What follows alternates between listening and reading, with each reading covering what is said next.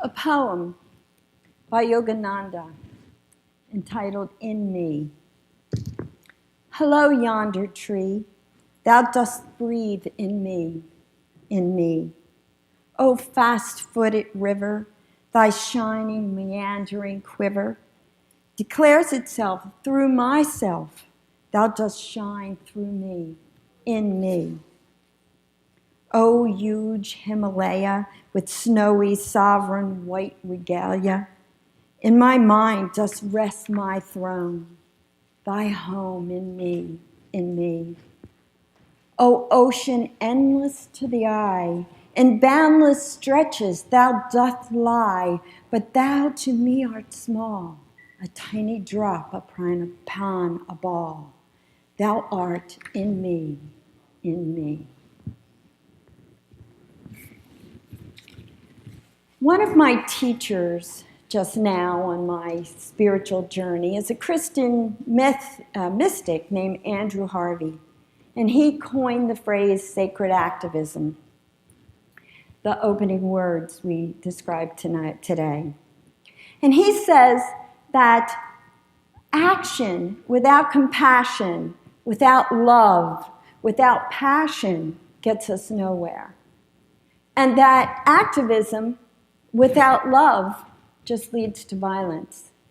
So sacred activism is a fusion of passion, compassion, love, and action. Now, throughout our history, we have had many great examples of this. Jesus the Christ, Gandhi, Buddha, Mother Theresa, Rosa Parks, Martin Luther King, the Dalai Lama, Nelson Mandela, all of these wise teachers and mentors that have gone before us and shown us sacred activism. Before each of them started on their journey, they all had to enter into what we call a dark night of the soul, a place where they had to, number one, become aware that there was a problem and an issue that needed to be changed. And number two, they had to accept this, totally accept it. And in the acceptance of it, led them into the dark night of the soul, which led to their awakening and their sacred activism. So now I want to take you into a dark night of the soul. I want you to enter with me into this journey of what is happening on this earth as we know it right now. And I have chosen about 9 different things that I think are leading us into the dark night of the soul of the earth, this Mother Earth. And the first one is the population explosion. Do you know that by year 2050, we should have 9 billion people on this earth? That's 4 billion more than this planet can comfortably hold or sustain. If this happens, it could possibly lead to us on wars in a catastrophic sense over water, over resources, over land. At this time, when we need to be really sustaining ourselves, we're depleting the earth. The second thing that I see as leading us to this dark night of the soul is the environmental holocaust that is going on right now on this earth. Also by 2050, the Amazon forest should be destroyed. The lungs of the mother are going to be destroyed. I just found out that my mortgage company is Santander Bank is one of the leading contributors to the destruction of the rainforest. This makes me so angry. Our oceans are so polluted. 5.25 trillion pieces of plastic are sitting in our oceans right now. There are islands off of New York, between California and Japan, and several other places that are just full of plastic. They're polluting. That's 269,000 tons of plastic that are hurting our wildlife and polluting our oceans. 120 species of animals and insects are disappearing every month. Our water, the fracking is destroying our water to get those last little drops of oil out of rock.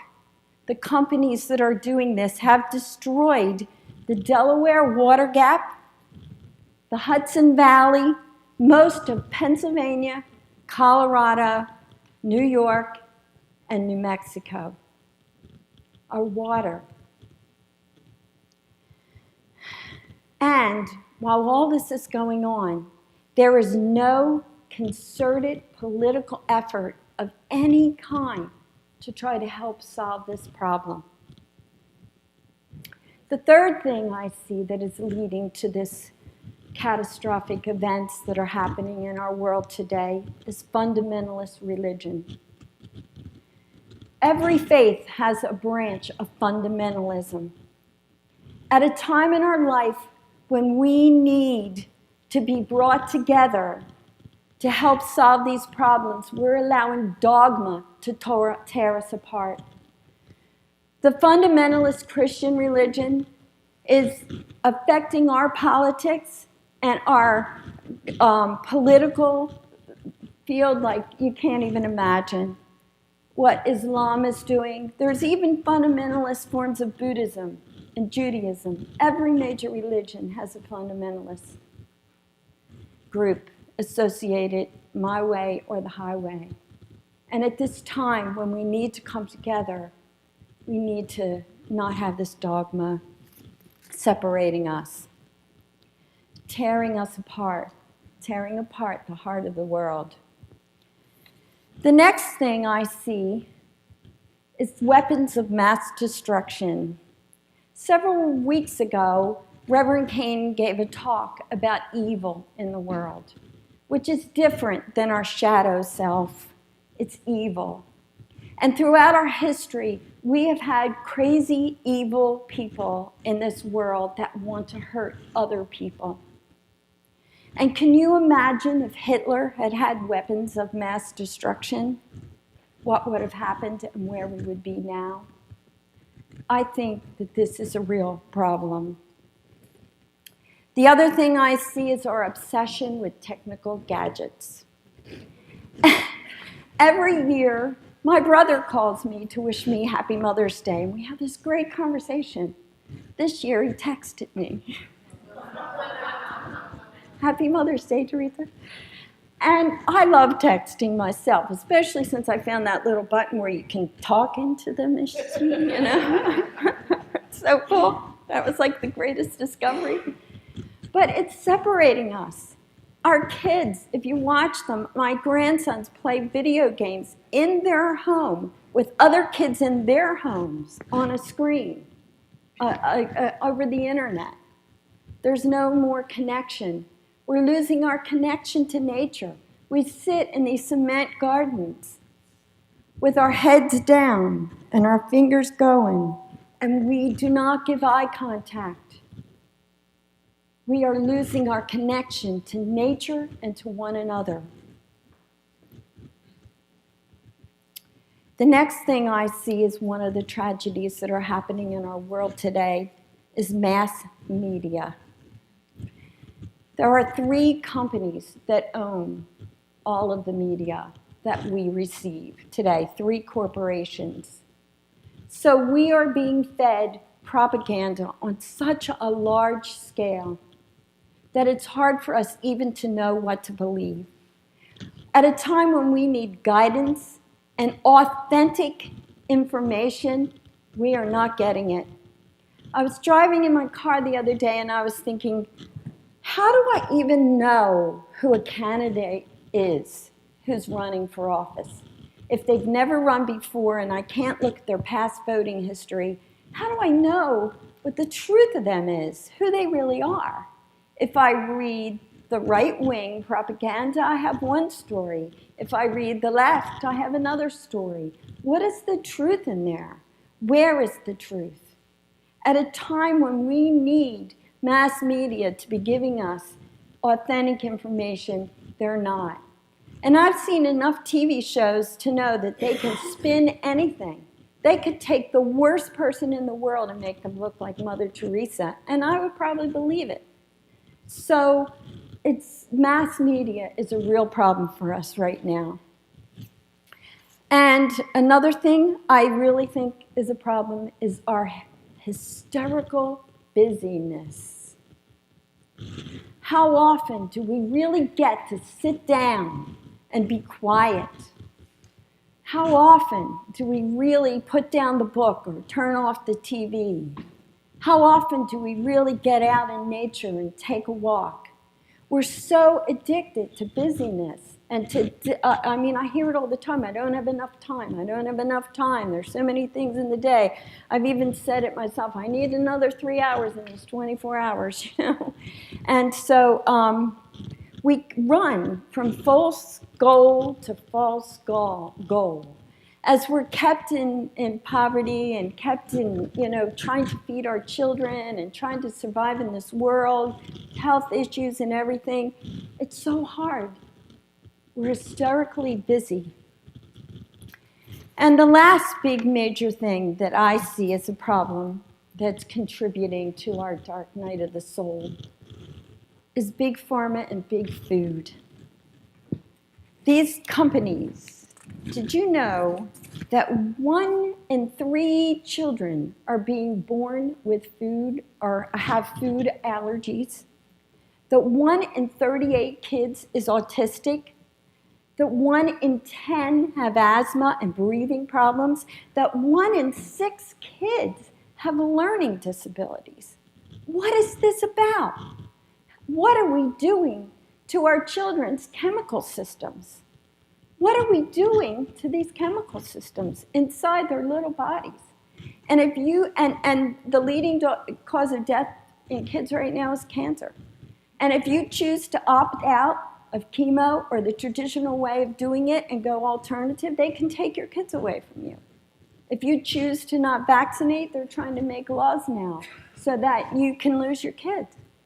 So what is happening here? What is happening in this dark night of the soul? It is really apocalyptic events that are going on in this world today. I would like you all to take a minute and just close your eyes and put your hands on your heart. Ooh, sorry, if you can do that. And I want you to feel this, because in my work we say awareness, acceptance, awakening. And until we accept the truth, until we get out of fear and denial and illusion and really look at the truth of what is happening in this world today, we can't change a darn thing. So let's feel that. I want you to feel the mother, her losing her lungs. Feel the Holocaust, the terrible pollution that's happening. Feel it. Let me hear some sounds about that. Oh, let's moan. Let's cry for her. Let's feel the sadness of her. Let's feel this horrible sadness of what is happening in this world today. Let us cry for the separation.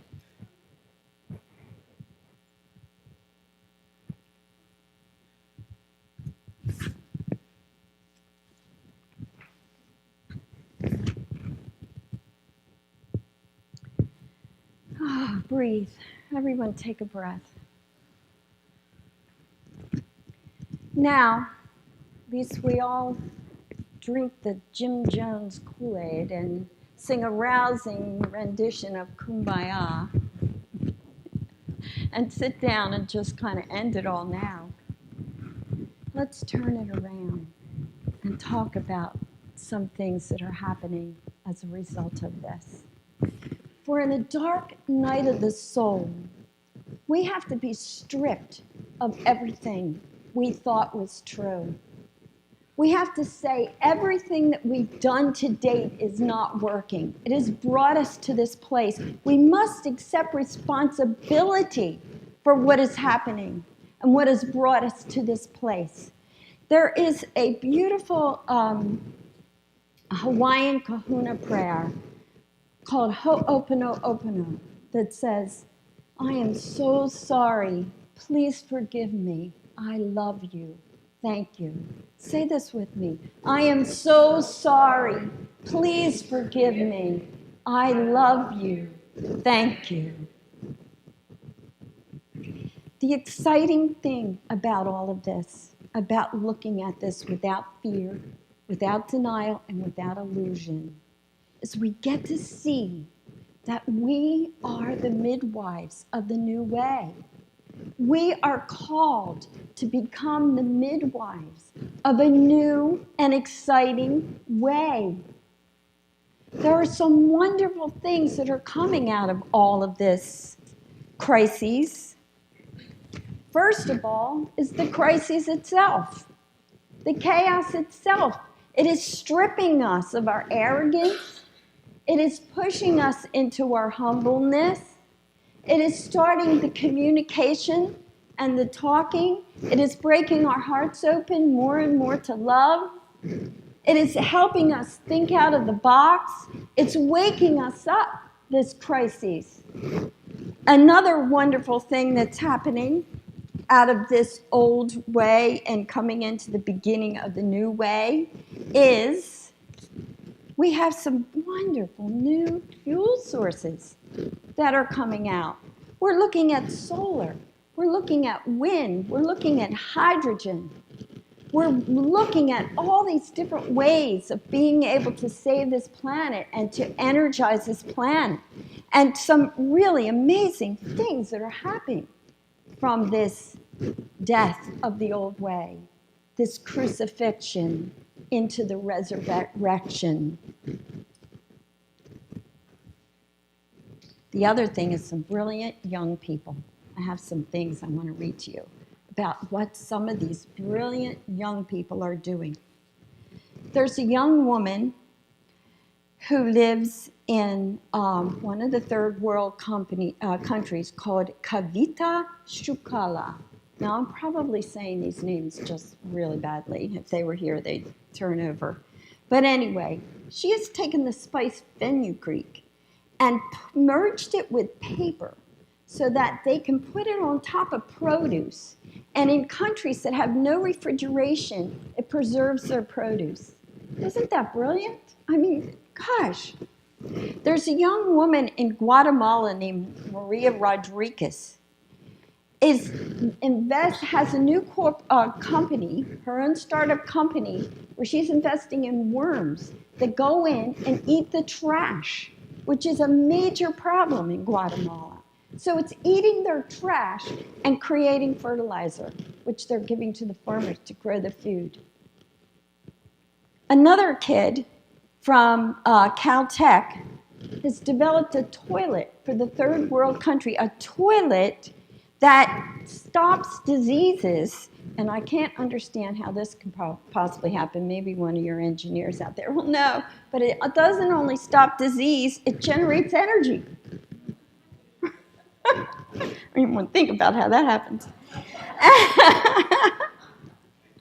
And another young man, Anand Shah of India, has come up with clean water ATMs for India. So you can go up and put your coin in the ATM and get clean drinking water. I mean, is that amazing?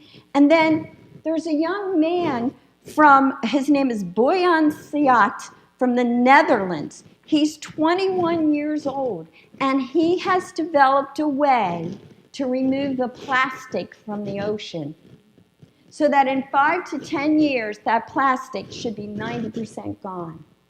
He says he started it when he was 16 years old for a senior project in high school, and he couldn't let it go. And he stood up and he did the science fair, and everybody thought it was great. He got a few little backers, but it went nowhere. But when he wound up in engineering school, in college, he couldn't let it go. It was his sacred activism, his calling. And he went and he got funding, and he got all these people to support him and help him. And he said every time they came up with a reason why it couldn't work, he used that as a challenge to figure out how he could overcome that problem. And so in 5 to 10 years, those plastic islands should be gone. Is that amazing? Mass media. Just when the mass media corporations are trying to control us, what happens? The internet. Is that amazing? Facebook, social media. We can find out authentic information. Huffington Post. There's so many places out there that are presenting just the facts, man. Just the facts. And we can make our own decisions. And mass media now is uniting us in a way that is never done before. We can instantly know what's happening and what's going on in other states and other countries. Occupy Wall Street, that didn't make it in New York, has a website that tells you all these things that are happening. Remember just recently, I don't know if you saw it in Seattle, all those kayaks and boats that went out into the water to protest the oil rigs that were coming in Seattle. I mean, it was beautiful. We know what's happening immediately, and we can support one another in a way that we couldn't before through the birth of the internet and social media. Because we're getting to exchange information on a grassroots level under sometimes the eye of the government. We can do this. We have a compassionate nonviolence today. The young people are committed to compassionate nonviolence. They're saying, we are not going to do this through wars and fighting. We are going to stand up for our truth in compassionate nonviolence. They're willing to risk death and imprisonment to speak their truth, to tell their truth. This is amazing. We have so many beautiful, sacred activists out there right now. And in the hub of the fundamentalist religions, oh my God, we are birthing so many other ways of spirituality, of getting connected. We have yoga, we have Reiki, we have Zen Buddhism, we have all these. You know, there isn't any flavor out there that you can't, like, say, well, if you don't like movement, like in yoga, you can sit still in meditation. You don't want to sit still in meditation, you can do this. You want to chant, you can chant. There's so many tools out there right now to be able to help us and calm us and be able to help us get out of this hysterical busyness. And there's so many ways of healing that are coming available now. We're getting all this information about eating healthy and healthier ways to eat. We have Reiki, which is amazing healing tool. We have my work, reorganizational healing, which is an amazing healing tool. We have massage. We have all these wonderful things that are alternative medicines. We're learning more about essential oils and you know, vitamins, and there's so many ways now that we can make choices, more educated, healthy choices, so that big pharma and big food doesn't have the control. Doing our gardens, I mean, that's growing our own food, and there's so much information out there on how to do this.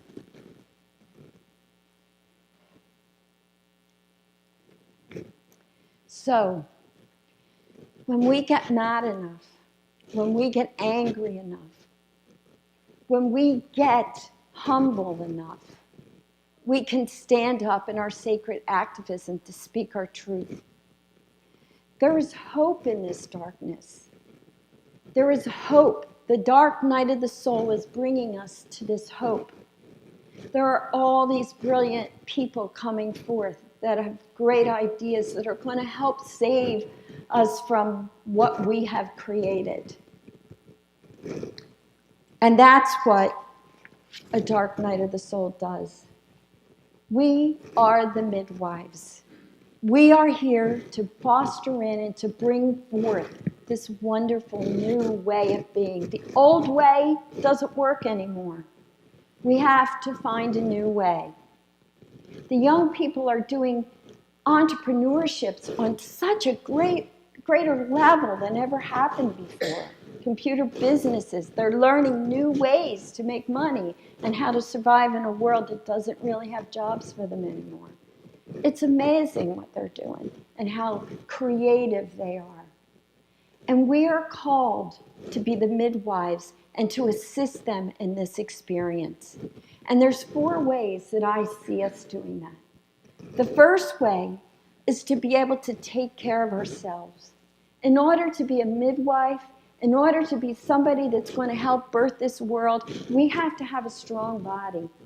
So we have to pay attention to what we put in it and how we feed it and what we do with it. We need to take care of ourselves to make sure we get our meditation time, get our spiritual practices, whatever that means for you. Intuitive, really getting in, checking in, and being in tune with ourselves. Service to the instrument. This is the instrument. We owe it to the world to service our instrument. The other way is service in your community on a grassroots level. We have so many people in this community right now that are doing that. We have people that are doing solar. We have people that are really into saving the water. We have people that are doing, what else? We have recycling. They know all about recycling. We have healers in this community that are amazing healers that know about, the body and how to do that.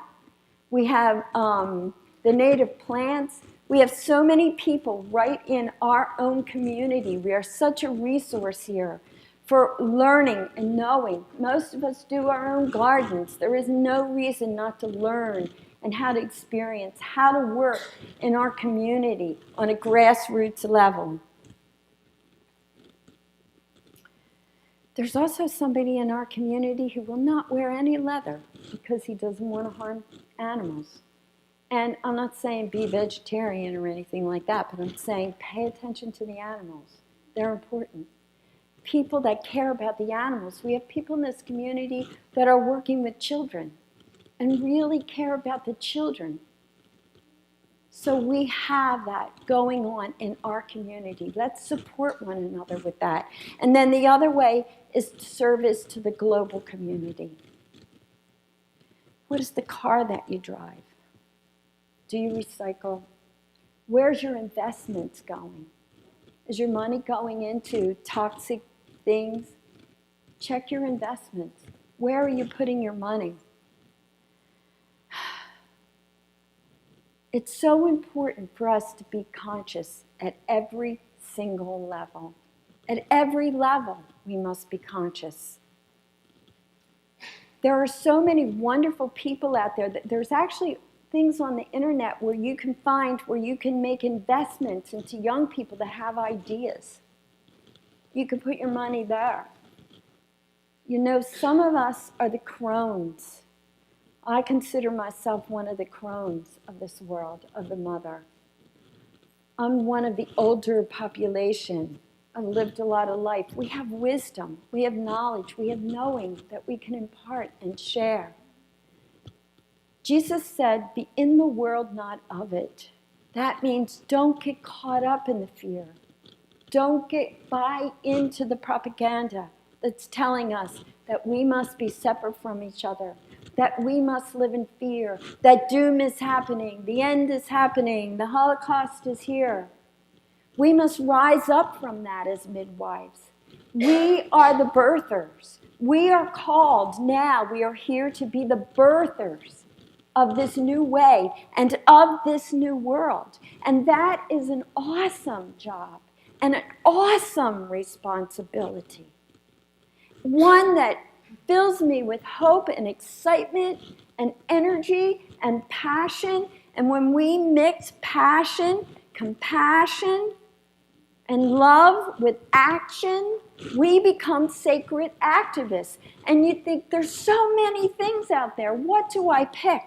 You pick what breaks your heart.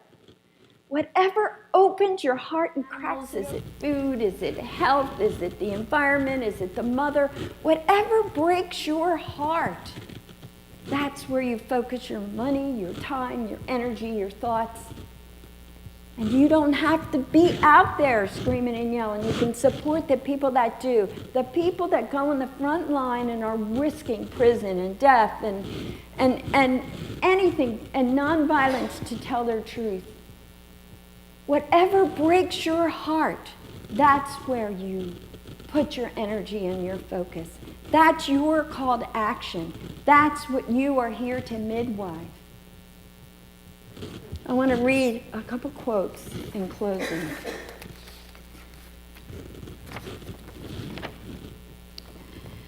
How wonderful it is that nobody need wait a single moment before starting to improve the world. Anne Frank.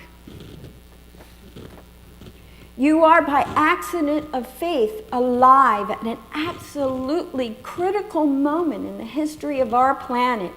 Anything else you're interested in is not going to happen if you can't breathe the air or drink the water. Don't sit this one out. Do something. Carl Sagan. We are being woken up.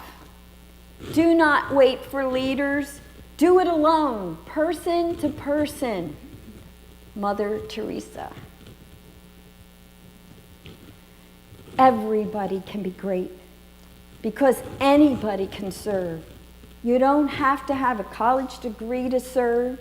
You don't have to make your subject and verb agree to serve. You only need a heart full of grace and a soul generated by love. Martin Luther King, Jr. And now we're going to sing a song. We're going to sing the song, This Little Light of Mine, a personal favorite of mine. And I want you all to sing it in the Theresa way. You know the Theresa way? I want you to clap your hands. I want you to stamp your feet. I want you to shout it out. I want you to get into the aisles. I want you to move your body. I want you to do whatever it is that speaks to you as you sing it, this little light of mine, and how we're going to let it shine, and how we're going to bring it out there in our sacred activism. Breaking our hearts open, opening, opening, opening. Love, compassion, passion, action. Page 118.